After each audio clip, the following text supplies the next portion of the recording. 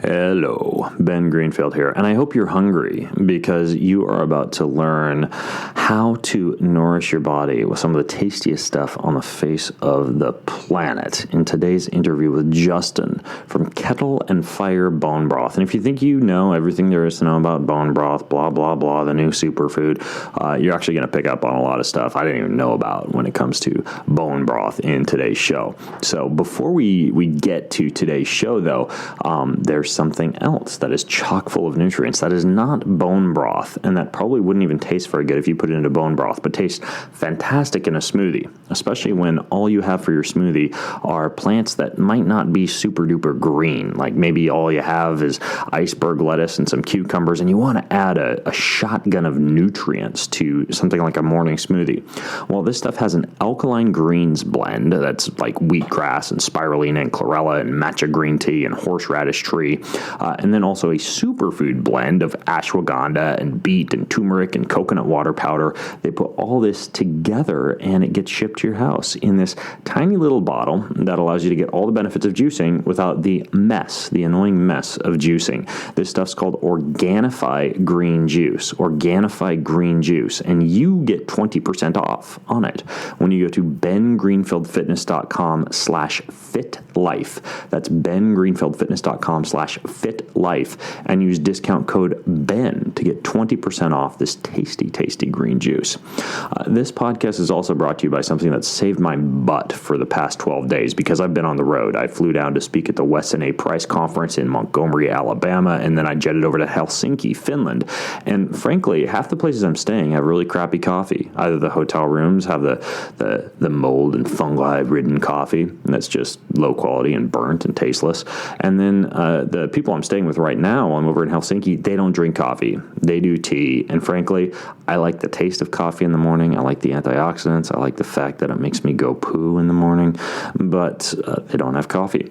And the hotels have bad coffee. So in this case, what I use are these little packets. They save my butt every time. They're packets of coffee, and they're infused with these special superfoods like chaga and cordyceps. It's rich. It's smooth. All you do is you just dump the packet into a mug or a paper cup, and you add hot water, and you get 500 milligrams of dual extracted mushrooms, but you also get coffee that doesn't have any acidity to it. You don't get any stomach burn, and it doesn't cause a jitter or a crash because the caffeine content is not even that high in this coffee, but you get all the flavor of coffee. It's just 100% Arabica coffee that's very, very low in things like the mycotoxins, the mold, and the fungi. Anyways, this stuff is called 4-sigmatic mushroom coffee. 4-sigmatic mushroom coffee. And you get 15% off this stuff when you go to 4sigmatic.com/greenfield. That's FOUR, sigmatic.com/greenfield. And you use coupon code BENGreenfield to get 15% off. So 4sigmatic.com/greenfield. Use coupon code BENGreenfield to get 15% off.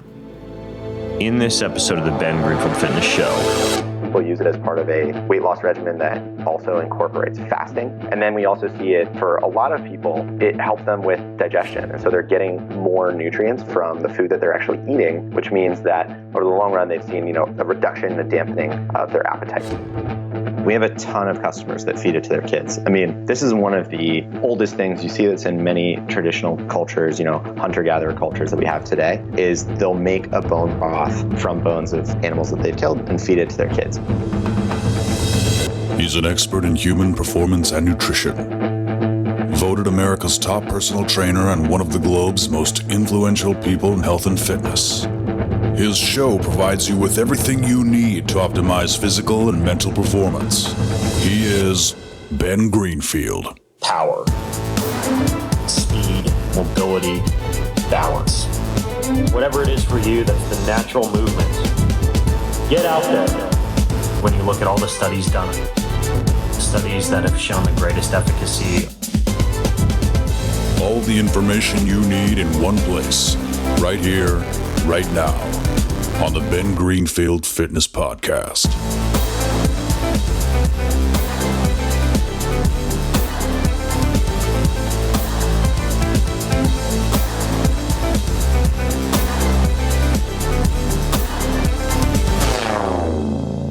Hey folks, it's Ben Greenfield, and as you might suspect, there's a little bit more to this thing called bone broth than first meets the eye, and bone broth is incredibly trendy these days. There's like bone broth restaurants popping up in New York City and bone broth flying this way and that way around the country and all sorts of different bone broths on the shelf of the grocery store.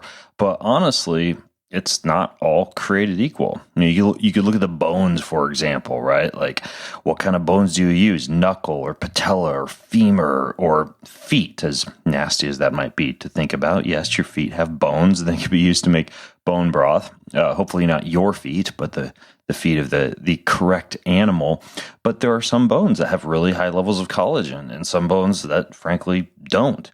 And what you add into bone broth matters as well, right? There are things like bay leaves and parsley and alkalinic compounds like apple cider vinegar and the bioperine from peppercorn and things that can make bone broth actually pack way more of a punch than a normal plain Jane bone broth with just, say, like bones and water would. And the packaging matters too. I mean, there's a lot of companies shipping bone broth all over the place, and it's got everything from pathogens and germs in the packaging to BPA to additives to sodium to our dear friend MSG and a whole lot more. So I thought that on today's show, we tackle this subject of bone broth and tackle it kind of from a different perspective of teaching you how to, say, like hunch over a crock pot in your kitchen with a chicken carcass, making your own bone broth, and instead kind of delve into a lot of these, like done for you packaged bone broth options out there and what would allow you to actually make the best choice. And my guest on today's show is a guy who's kind of a bone broth ninja. He basically spends his entire day making bone broth and shipping bone broth and packaging bone broth and teaching people about bone broth. His name is Justin Mars. And Justin's actually the founder of a bone broth company, which I think probably has the coolest name of just about any bone broth company on the face of the planet. It's called Kettle Fire. Kettle and Fire bone broth. I've had it. It's pretty tasty. It's fresh. It's not like a frozen organic bone broth, but like a good fresh organic bone broth that you can get shipped to your house. And I figured Justin would be the perfect guy to really fill us in on what goes into actually making a bone broth that you could actually package and ship and drink straight from your refrigerator or wherever else you happen to be. So Justin, welcome to the show, man. Awesome, man. Thanks so much for having me. There are not a lot of people who actually work as intensively in the bone broth sector as you do. And so I'm curious, what got you so freaking obsessed with bone broth enough to actually start a business in bone broth? Yeah, it's a good question. I mean, so I was traveling a lot. I used to work in tech, and basically I wanted to incorporate bone broth into my diet, but I was traveling too much. And as you know, it takes a really long time to make. And like when I'm in and out of, all the time, like I was then, it just wasn't really convenient. And as a result, I wasn't incorporating it into my diet. And so this was a problem I had. And then my co-founder, who's also my brother, he suffered a really bad knee injury, like playing soccer. He tore up his ACL and was basically bedridden after surgery for 6 weeks. And so we were looking for foods that could help him with recovery. He lived on the other side of the country. And I was like, man, you should try some bone broth. Went online to buy him some, and like none existed. And so that was the point where I just decided, I want this in a more convenient format. I want this for my brother. And it just didn't exist. And really? So there was like no, because I've been to the grocery store, it seems like for a few years now, there's been bone broths like, I know like Pacific Foods, for example, is one that I see a lot of times at different grocery stores. But none of that was available back then. Yeah, so this was about 2 years ago. And then, as I looked into it, I saw the Pacific stuff. And truthfully, it's just not a real bone broth, Like they basically take their chicken stock, they add apple cider vinegar, and they call it a bone broth. If you take it home, you open it up, it won't gel in the fridge, it won't solidify at all. It doesn't taste good, and like the micronutrients and stuff just aren't there. Well, what does that mean? And by the way, we just lost any of our listeners who worked for or are affiliated with Pacific Bone Broth. My apologies. But what does that mean? That, like, when you say it doesn't gel in the refrigerator, why would that matter? Like, what would make a bone broth gel, and why would a bone broth that doesn't actually gel when you put it in the refrigerator not be a good bone broth? Sure. So when you make bone broth at home, like, what's happening is the bones are basically breaking down, and so you get a lot of collagen, gelatin, glycine, among other amino acids and proteins in the actual bone broth. And so when you put that in the fridge, just like when you toss a Jell-O in the fridge, which is like high concentrations of gelatin, a natural one or whatever, bone broth does the same thing. Like, when cold, the gelatin will actually bind to one another. And so you have like a pseudo gelatinous substance that allows you to see, like, okay, this is actually a bone broth made the real way. And you can literally see there's a lot of gelatin, glycine, collagen in this broth because of how it's firming up, how it's gelling, how it's coming together. Okay, so that firm stuff, that's not necessarily like fat globules, it's actual gelatin. Yeah, exactly. So, I mean, you could skim the broth, and skim the fat off the top of the bone broth as you're making it. And then you take what's left, throw it in the fridge. It should still firm up. It should still gel, or at least become more gelatinous because of the high concentrations of gelatin and other amino acids. Okay, gotcha. All right, so your brother, his name is Nick, right? Mm-hmm. Okay, so Nick tore his ACL while he was playing soccer, and he was looking for things that could help with healing and help with recovery. You went online to buy bone broth, and you just basically couldn't find anything. Yeah, exactly. And he was living at home at the time because it was his senior year of high school, and he basically, we're the oldest of 7 kids, so my mom had no time to make bone broth for him, and so we went online, couldn't find it anywhere. Okay, so in terms of bone broth, what about like the frozen stuff that you can get shipped to your house frozen? Yeah, so that didn't exist at the time. But now that it's out there, there are a couple of companies that have a frozen bone broth. Truthfully, I think it still doesn't solve the problem that I wanted to solve, which is it's not convenient. You buy it, you have to put it in your fridge or freezer. You have to thaw it for multiple days in order to be able to use it. And then the shipping is incredibly expensive, and it comes in kind of harmful styrofoam containers that I'm just personally not a big fan of. Okay, and so I want to ask you a little bit more about like the packaging and stuff like that in a little bit, but I think that before we get too far ahead of ourselves and talk about like the packaging and the ingredients and things like that, in terms of bone broth itself, I mean, there might be some people listening in who haven't really tapped into using bone broth or aren't aware of its benefits. So why would somebody? Because I have about a cup of bone broth every day for my recovery. I put it up there with things like colostrum and aloe vera and chlorella and a lot of these stem cell precursors that help an athlete's body or anybody's body to recover and repair more quickly. But for people listening in, what would be some other reasons that you'd even want to do something like, drink a cup of bone broth a day or cook with bone broth or make it a staple in your diet? Sure. Yeah, it's a great question. So the biggest reason for me is I think if you look at the average person's diet, maybe not yours, but even someone that's relatively health conscious, maybe they lead a paleo, lifestyle, eat pretty well, whatever.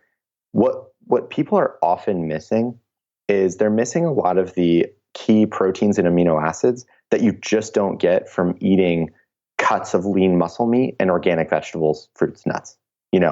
Like if you're just eating organic vegetables and then cuts of, meat, chicken breast, grass-fed beef, whatever it is, oftentimes you're not getting a lot of the amino acids and proteins that exist in high concentrations in organ meats, in bone marrow, and in the bones themselves. I was going to ask you, when you actually are looking at a lot of these things that bone broth has that maybe you're not getting from other nutrients, one of the things that comes to mind for me is something I've mentioned on a podcast before, and that I should probably mention again. That's this whole like red meat causes cancer type of idea, and the concept here. And I don't know if you're too familiar with this, Justin. Do you know where I'm going with this? I am. By yeah. the way? Okay. So yeah, red meat has a ton of methionine in it. It's an amino acid that, when unopposed, when consumed in high amounts and unopposed and not balanced out with other amino acids, is actually the part of red meat that makes red meat carcinogenic. Like when you see all these headlines that like red meat causes cancer. And so when I started to delve into that research, because I eat, I probably have red meat like 2 or 3 times a week, which is not a ton compared to, some egg and bacon chugging paleo enthusiasts, but I still eat a decent amount of red meat. And so one of the things that got fleshed out from that research, pun intended, kind of, is that you have to balance out the red meat, the methionine in the red meat, with this other amino acid called glycine. Yep. And apparently, from what I understand, bone broth, and so for me to do like a cup of bone broth on the same day that I have like a ribeye steak or some ground beef or something like that, that's actually providing me with a pretty concentrated source of glycine. Is that correct? Yeah, absolutely correct. And that certainly helps with, digesting red meat, with regulating, and clearing out excess methionine and, the stuff that you just mentioned.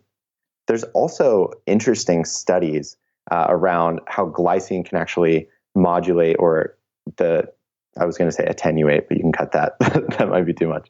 But how it can effectively attenuate and dampen the metabolic response to sugar.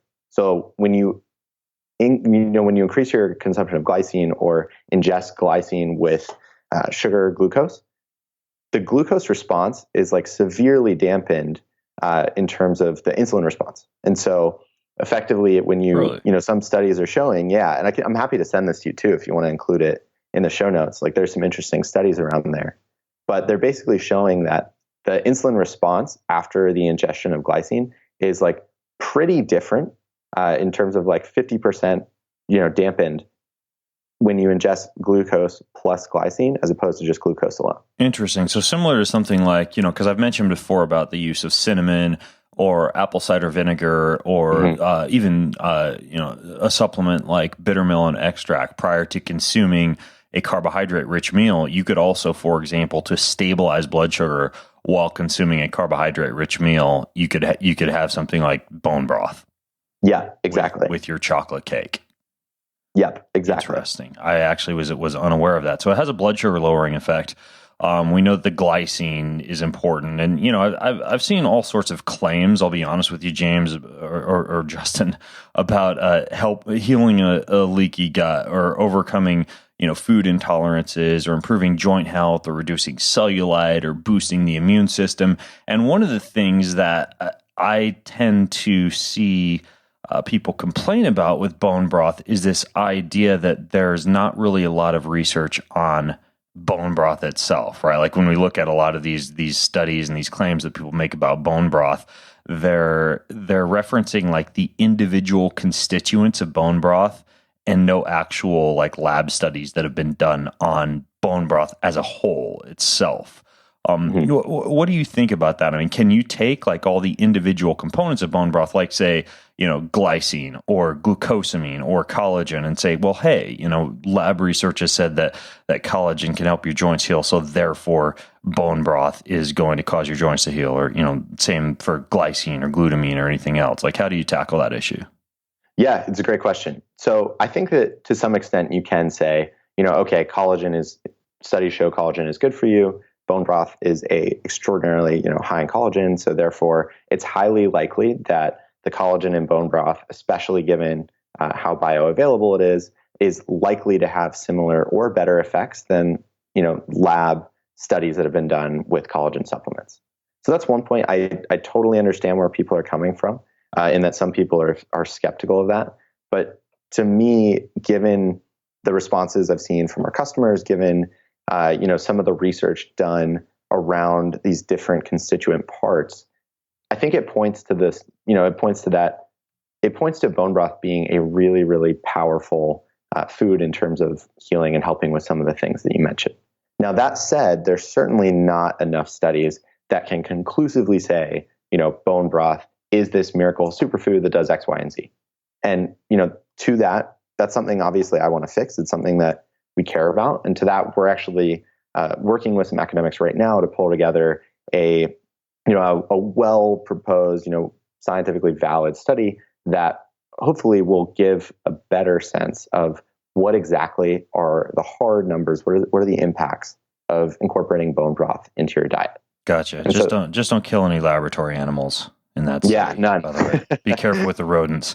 And by the way, send me that study on the blood sugar lowering effect of bone broth. I'd love to put that in the show notes. And for those of you listening in, you can go to bengreenfieldfitness.com/kettle and fire. That's bengreenfieldfitness.com/kettle and fire to access the show notes for today's episode. So we know a little bit about why bone broth is good for you, good for your joints, good for your immune system, et cetera. And I personally, from my own anecdotes, and also I know a ton of people listening in, like they swear by this daily cup of bone broth. There's even that old proverb, right? That how's it go? Bone broth can raise the dead. Is that? Yeah. A good broth can raise the dead. Exactly. And I mean, if you open our refrigerator here at the Greenfield house, you see mason jars, and there's usually there's 4 different things that you'll find in the mason jars in our strange fridge. Number 1, anything my wife ferments, and she ferments freaking like lemon rinds and tomatillos and elderberries, and like our whole fridge is just a bunch of mason jars of things that have been fermented and preserved and pickled. And then there's also, and this is more for me, chia seed slurries, where I'll take chia seed and I'll mix like 1 part chia seed to 9 parts water, and I use that chia seed as like a base for smoothies and stuff like that. And then I'll also use it as like a natural sports drink, right, where I'll add some stevia or some lemon juice or some sea salt or things like that to it. And then the third thing that you'll find in glass mason jars in our fridge is this stuff called Pau d'Arco bark tea, which basically involves me ordering Pau d'Arco bark off of Amazon, and I let it sit in these jars, and then I blend it with something called sunflower lecithin, and that creates a very, very potent precursor for something called NAD, which all these like pharmaceutical companies are rallying to produce drugs that contain it. You can actually get the same thing by making bark tea. And then the last thing that you find, as if there weren't enough jars in our fridge, is bone broth. Like those are the 4 things, like fermented foods, the chia seed slurry, the bark tea, and bone broth are staples here at the Greenfield house. So we've got tons of bone broth around. And I'm certainly convinced for myself that it makes or breaks me in terms of like recovery and joint health, et cetera. And also keeps me from having to, buy a bunch of glucosamine chondroitin supplements. But I want to delve into some of the nitty gritty of bone broth, because I know it's not all created equal. And the first question that I have for you, if I can just start throwing stuff at you, because I want to take advantage of having you on the call, because I know you study this stuff a lot more than I do. There's cow bone broth, there's chicken bone broth, there's fish bone broth, right? Like those are the 3 most common bone broths that I see out there. Yep. What's better, or is there one that's better? If you were just going to choose like one bone broth, or basically focus on just one specific animal, would you choose one? Yeah, I mean, personally, I think that the beef is the best, and that's for a couple of reasons. One, bigger bones, and so you get a lot more marrow in them, which means that you get a lot more of the benefits of the bone marrow actually seeping into the broth itself. Chicken bones, just by virtue of being smaller, they're not going to have as much marrow in them, and fish is even, will have even less. And so if I'm putting my money on, one or 2 animals to use to make a bone broth for, like I'm likely going to use cow bones. Do you need to be concerned about the cow itself? Like let's say a cow. Yes. Got growth hormone or got antibiotics, is that the type of thing that can actually pass into the broth? Can those get concentrated in the bones, or do you just have to worry about like the fat and the meat of a cow in a situation like that? No, you absolutely have to worry about that stuff. And that's why grass-fed is incredibly important. That's why, using organic practices and raising is incredibly important. And, that's why personally we make sure that all of the bones we use in our stuff is 100% grass-fed certified, both grass-fed and grass-finished. Because that's really important. It makes its way into the bone marrow, that changes the fatty acid composition in the bone marrow, which then means that you get a different broth if you're using it from a factory fed animal, as opposed to, one that has access to pasture, 100% grass fed, all of that. Now, for your guys' cows, where are you getting the actual bones from the cows that you use? Yeah, so we're getting the bones from small kind of family ranchers, certified, again, like I said, 100% certified grass-fed, but ranchers all over the Midwest and into California. So we're sourcing a lot of bones, and so we're working with actually a grass-fed bone collective that helps us source from all of these ranchers that have, agriculture and raising practices that we agree with. Got it. Is there any kind of like hypoallergenic benefit of choosing like a fish or a chicken over a cow, or is it just simply the convenience that it's easier for the average, housewife or house husband to toss a chicken or a fish in a crock pot versus, shoving an entire cow femur into a crock pot? Yeah, truthfully, I think it's convenience. I mean, I haven't seen any studies that point to, chicken being better than beef or anything like that. So I think it's mostly convenience, just because to make bone broth the way that we're making it, you need to have, you need to cut the bones in a very specific way to expose more marrow. You need to do a couple of different things that assist with breaking down and make sure that you get all the nutrients in the bone broth. And most people are just unlikely to have, a bone saw or something like that in their kitchen. Right. Or even be willing to want to do that. Right. Actually, my wife has a giant bone saw in the garage because she actually does things like butcher entire pigs. And then I have it now that I can use on deer and some of the wild game that I get. But you are correct. Most people don't have bone saws just laying around.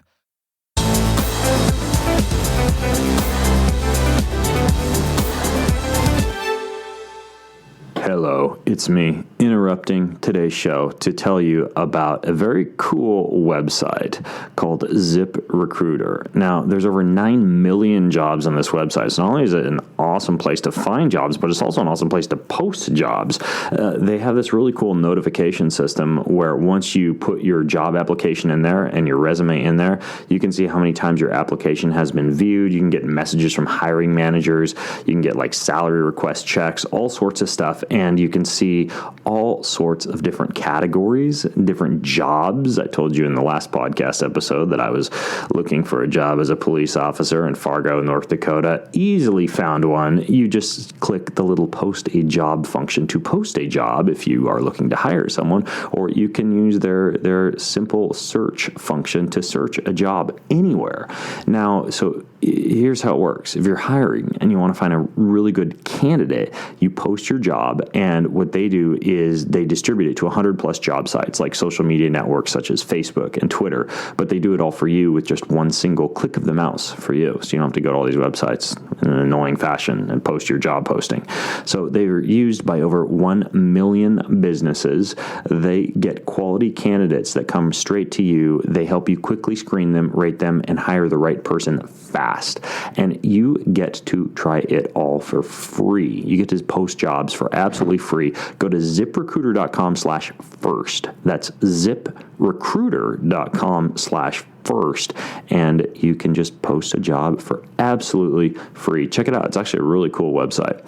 This podcast is also brought to you by something that's in my pocket. It's in my pocket right now. No, it's not bubble gum or a spare button. It is this thing called Sun in your pocket. So it's this tiny little device that spits out enormous amounts of UV-free, blue-enriched white light, which has been proven in scientific studies to actually do things like eliminate jet lag and seasonal affective disorder, because you have photoreceptor proteins on the surface of your brain that can be targeted by shining light into your ears. Light can reach these areas of your brain through the ear canals, the tissue of the ear and the skull. And when you shine the light in these ears, just using these little earbuds that you put in, just like an MP3 player, except it produces light, not audio, which is kind of cool. So you can sit there and watch TV, drink your cup of coffee, read a book, and just get bathed in blue light for your brain. So this reduces seasonal affective disorder. It gets rid of jet lag if you're a long distance traveler. Very cool effects on your body. And you get a 20% discount on the Human Charger. How? You go to humancharger.com/Ben. That's humancharger.com/Ben. And you use code BFitness for 20% off. Use code BFitness for 20% off anything that gives you the sun in your pocket over at humancharger.com/Ben. Enjoy, and also enjoy some bone broth because we're about to delve into it.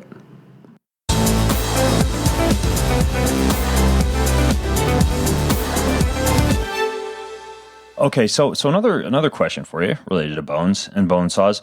The actual bones themselves. Does it matter what kind of bones you use, and if so, why? Yes, it certainly matters. So we like to use a combination of bones because we've found that different bones provide different benefits. Some bones will have more connective tissue. A lot of the knuckle, neck, bones that come from that part of the animal will be very, very rich in connective tissue. And that's where you get a lot of the collagen and, some of the other proteins that make up the connective tissue, tendons and the like. Other bones like femur, neck, back, they will be more marrow rich. And so that's where you get a lot of the benefits of the bone marrow. And so we use a combination of those to kind of get the best of both worlds. And so we don't prefer to use, just toe, just knuckle, just neck. We try and get a combination so that we get all of the benefits that you can get from bone broth. Okay, so the best bones would be bones that actually have the connective tissue on them. So we're talking knuckle, patella, femur, feet. Any others? No, that you pretty much nailed it. Okay, all right, cool. And the main reason for that is that those are the ones that have the highest level of collagen, and they also have the highest level of marrow. Yeah, exactly. Okay. So specifically the connective tissue ones, toe, knuckle, and the like they'll be more high on the protein side, whereas the other ones are more marrow rich, like femur and all of that. Okay, and now when you're using a word like marrow, obviously, marrow tastes pretty good when you smear it on sourdough bread with a little bit of sea salt. At least that's the way that I like to eat it. Yep. When I'm not getting it from bone broth, or even as grosses out my wife, but that I like to do. I'll even suck it out of the bones. But in terms of marrow, I know there's some differences in marrow. Like you've got like white stem cell marrow and red stem cell marrow. What's the different types of marrow? What's actually going on in the body when you consume marrow? Yeah, so there's some really interesting studies that show that the fat tissue in bone marrow is a really significant source of certain hormones, especially adiponectin, which help maintain insulin sensitivity and break down fat. And so you're getting those hormones as well as a lot of lipids, which are also called alkyl glycerols, which are involved in the production of white blood cells, which again is really, really good for you. That helps fight off infections, contributes to general health maintenance and the like. And so by getting these different hormones, these different lipids from the bone marrow, it's just more nutrition, more tools to arm your body with, and in terms of improving your health. Does the marrow automatically seep out of the bones, or do you have to break up the bones and cut them up in order for the marrow to come out when you're making the broth?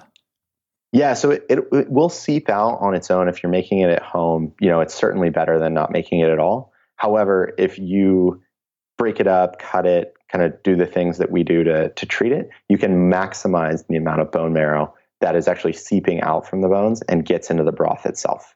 Okay. And so you can see a really big difference too. I mean, between treating bones, cutting them, splitting them, whatever it is, there's a really big difference between that and just bones that you toss into a pot and cook for a while.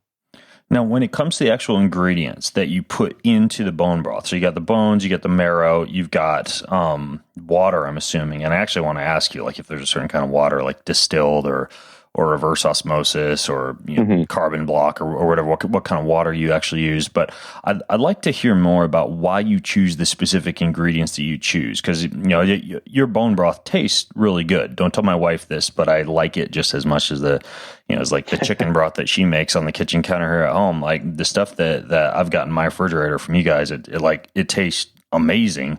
But I'm curious, you've got this big list of ingredients that like your carrots and your organic celery and organic onions and bay leaves and apple cider vinegar. What's the secret sauce? Like, why did you choose what you choose to add to the bone broth? I know that's kind of a loaded question, but I'd love for you to delve into your recipe. For sure. Yeah, so we chose a couple of the ingredients just to maximize the nutritional benefits. So things like apple cider vinegar, we chose that not only because of the health benefits that are in apple cider vinegar, but also because they help the bones break down more, and thus you get more of the goodness from the bones in the actual broth itself. On top of that, we use all organic vegetables. We try to use vegetables that add some taste as well as some nutritional value. And then, lastly, we added certain things like black peppercorn that just help with the body's absorption and making some of the nutrients in bone broth more bioavailable, kind of as you mentioned earlier. And so across that, we just try and source the best ingredients possible. So we use all organic vegetables, and effectively try and create the healthiest and best bone broth that money can buy. What about the water? What kind of water do you use?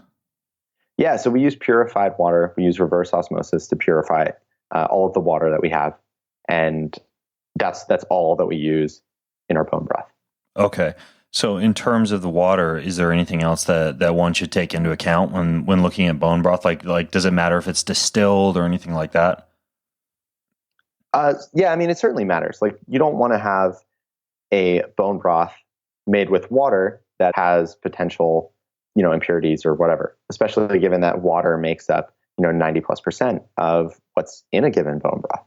Like that's what it is. You know what I mean? Okay. So you just want to make sure that the water is actually purified, but it doesn't have to be like a special, it doesn't have to be electrolyte infused or distilled or like alkalinic or anything like that. You just want to make sure there's no like birth control pills and chlorine in it. Yeah, exactly. I mean, we haven't seen any research that shows the efficacy of, bone broth made with a certain type of water treated a certain way versus not. And so we personally, we don't spend, we haven't looked at like alkalinity versus not in terms of making our stuff. Okay, got it. Does it matter how hot the broth actually gets? Like if I boil the broth, for example, and the reason I ask this is like I'll do mushroom extracts sometimes, like cordyceps and chaga and different types of mushroom teas and mushroom coffees. But I'm careful not to heat it excessively, not to get to the point where it's constantly boiling, so that I don't damage some of the proteins and reduce absorption of some of the terpenes, et cetera, from those coffees or those teas. When it comes to bone broth, is there any law of diminishing returns with temperature and stability? Yeah, absolutely. So we keep ours at a slow simmer for a long period of time to help the bones break down, while also not, harming any of the nutrients that you mentioned. Okay, got it. Do you know the actual like temperature range or anything like that off the top of your head, or? Would that be more of a question for one of your bone broth engineers? Yeah, so we keep it below roughly like 140 degrees Fahrenheit. Okay, 140 degrees. Got it. Okay, cool. So if you were going to make bone broth yourself in a crock pot, you wouldn't want to go much hotter than 140? No, I would not. It requires the longer cook times when you keep it that low, obviously. And so again, like some of the other bone broths out there, Pacific being one of them, they do kind of flash cook times where they'll cook it for 3 to 4 hours at much higher temperature, which is also why it doesn't gel, because the bones don't have enough time to actually break down. Okay. So how long do you guys do yours for? We do 24 hours. Okay. So you're basically going a full day at less than 140 degrees for the temperature. Yep. Okay. Yep. Do you put everything in all at once, all the vegetables and everything in all at once, or do you add those like in a certain sequence as you go? Yeah, so we add the vegetables later on. We basically, we skim it at a certain point during the cook. We skim some of the fat off the top, just a little bit, so that it doesn't clog the pipes of the kettles when we're actually pouring it out, which is a weird thing when you're making broth at production scale. That's something we had to figure out. But we add the vegetables later in the cook when we're doing the skimming and stuff like that. Okay, got it. Now, next I want to get to the packaging component, because this is what really concerns me, is whenever I'm doing something like, frankly, engineered food, right? Like food that I'm ordering that's in a package that's coming to my house, because I get everything from, freaking camel milk to protein powders to different kinds of bars to steaks to fish, etc., sent to my home, and I'm always cognizant of the type of packaging that comes in. I mean, I even order vegetable powders, and I make sure I did a podcast on this recently, that they come in these like special Miron glass jars to keep excessive ultraviolet radiation from breaking down the vegetable powders.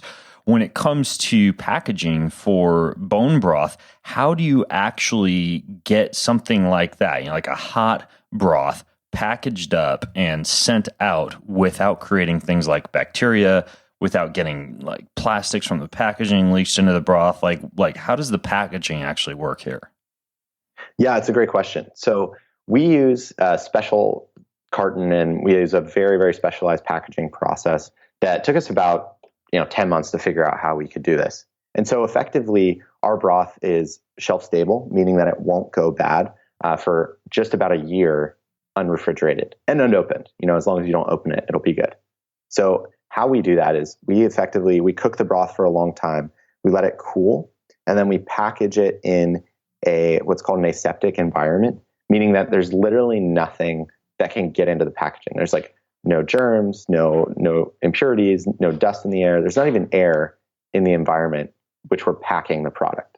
And so what happens then is when you're packaging it in a vacuum, there's no air that can actually react with the bone broth and cause it to oxidize and thus go bad.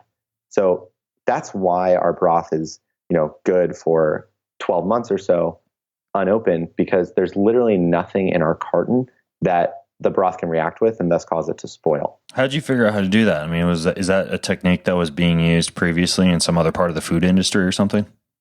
Yeah, it had been used a little bit in other parts of the food industry. It was definitely a lot of work. I mean, it had not been done with a product that was as high in proteins, as high in gelatin as our product was.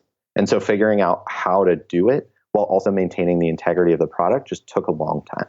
And so, but we're really proud of it, because what we have today is, thanks to our specialized packaging process, like you can open a carton of our bone broth and it tastes and has the nutritional content of broth that was made just a couple days ago, because it hasn't had the time to spoil, react, or it hasn't been able to spoil, react, or go bad in any sense. Okay, and all of that was without any additives or any preservatives. Well, that's what I was going to ask you. So it's because it's vacuum packed that allows it to be aseptic. And actually, do you keep it on your shelf? I mean, I always have put it in my refrigerator, but can you keep it on the shelf? Yeah, you absolutely can, until you open it, in which case it will spoil at the same rate as bone broth that you make at home. Which is how fast? 5 to 10 days. Okay. Depending on how cold you keep your fridge. But then if I put it on the shelf, like in my pantry, how long would it last? So on the shelf, unopened in your pantry, would be about a year. Really? Once you open it, you have to refrigerate it, because then it's just like product that you would make at home. Right. Okay. So it's different than, say, like a Big Mac from McDonald's, which there are horror stories out there about that you could put it on your pantry. It's going to look the same within a month as it did originally, because of all the preservatives and chemicals and additives that are added to it. The only thing that's keeping yours from spoiling is the fact that you've somehow cracked the code on creating an extremely aseptic, vacuum-packed environment prior to actually shipping out. Exactly. I mean, once you introduce air into the container, aka open it, then the broth will go bad just as quickly as broth that you would make at home. And that is because we don't add any preservatives or don't have any harmful additives. Now, what about like phytoestrogens or other harmful chemical byproducts that you get, in things like styrofoam and plastic and stuff like that? What's your actual packaging made out of, and how are you keeping stuff from leaching into the actual bone broth? Yeah, it's a great question. So we use recycled wood fiber packaging. So the entire box is effectively recycled wood pulp.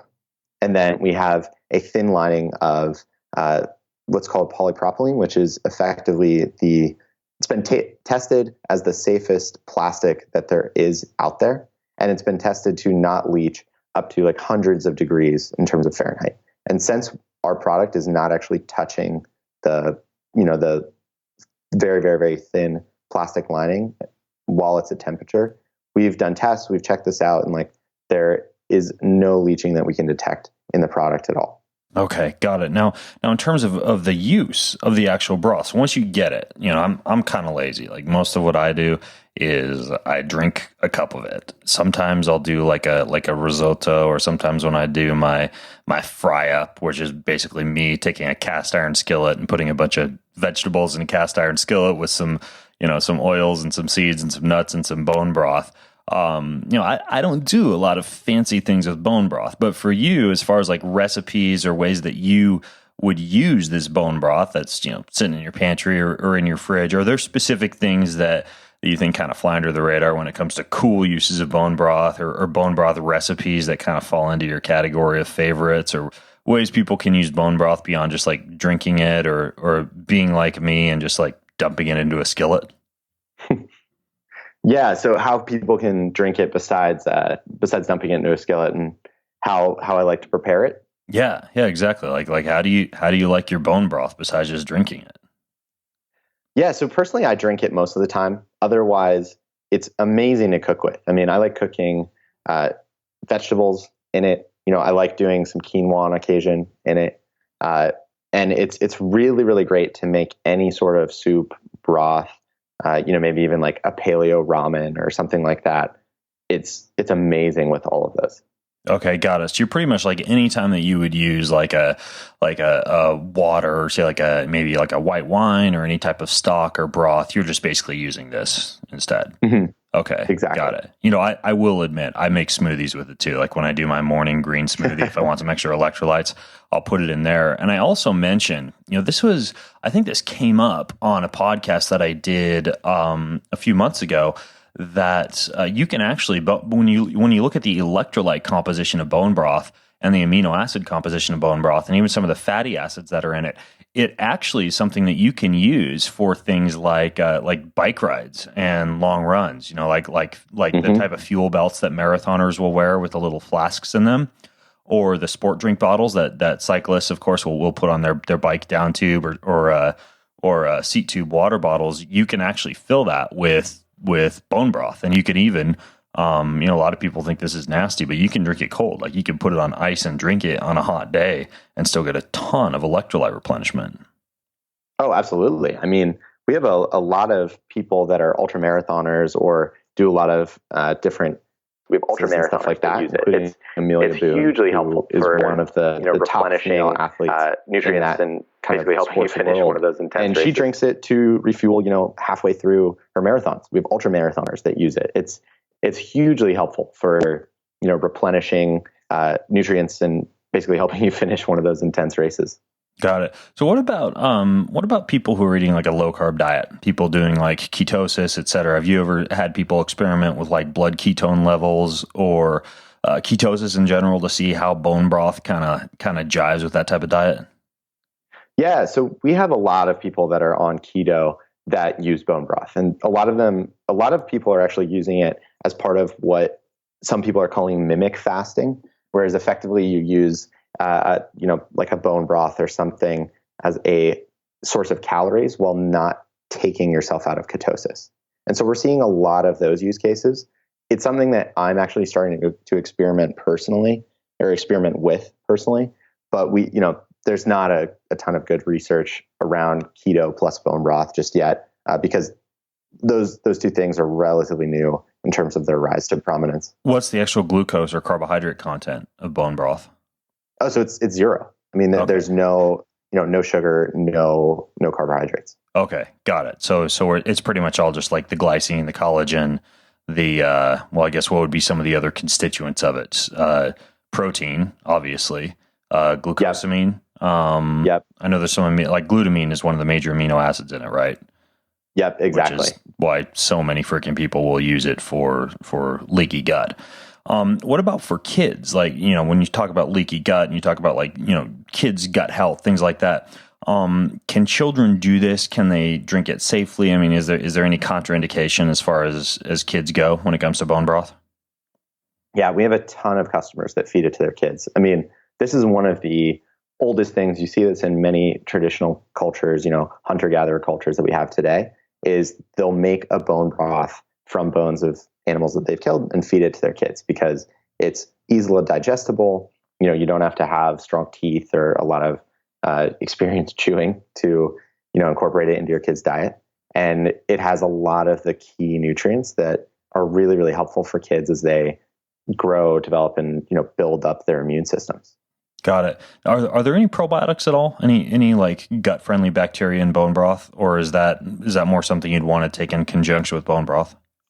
Yeah, you'd more want to take it in conjunction. I think that bone broth more helps with giving the nutrients that these bacteria can use to, or that your microbiota can use to build and promote and grow a healthy bacterial subculture, but there's not necessarily a lot of probiotics or, healthy bacteria in the broth itself. Okay, got it. And I mean, one thing that I'm more of is zonulin, which is the protein that regulates the size of the openings in the intestinal wall.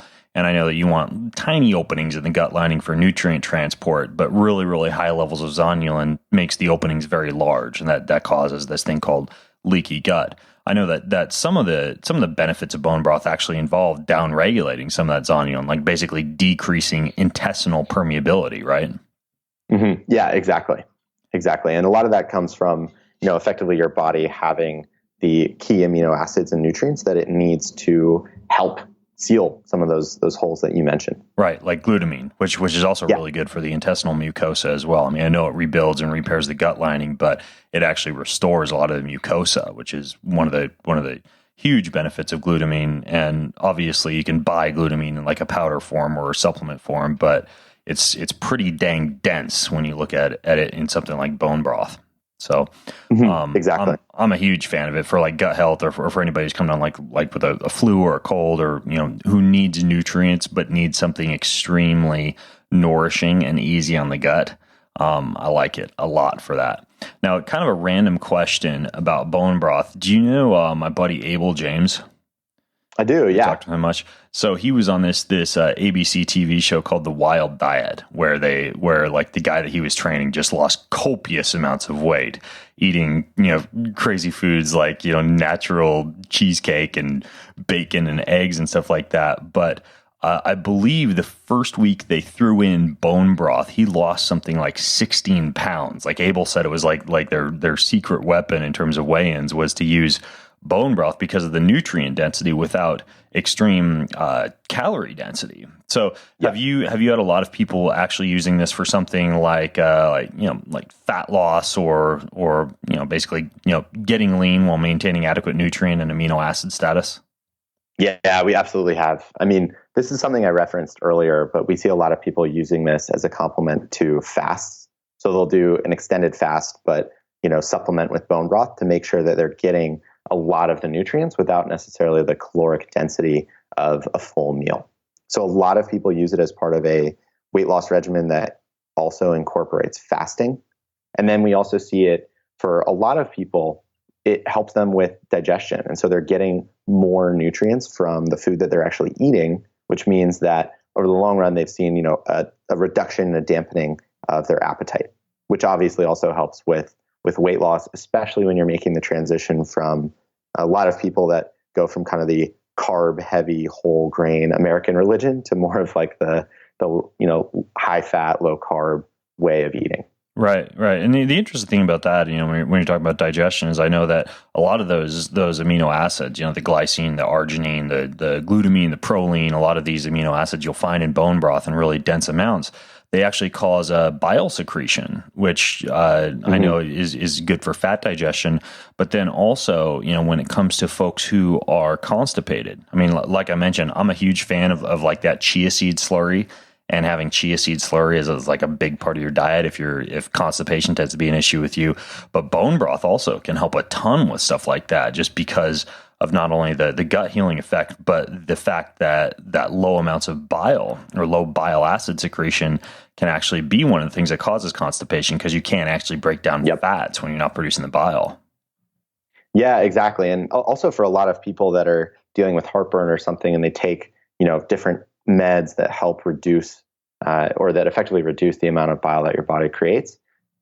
To me, that's actually a bad thing that's long-term harmful. And bone broth can help kind of correct a lot of people that have been taking those meds for a long period of time. Right. So you could almost use it as a little bit of a digestive. I mean, assuming that it has like some of the apple cider vinegar or lemon or some of the other vegetables that you guys have added to your stuff. Yep, exactly. All right, cool.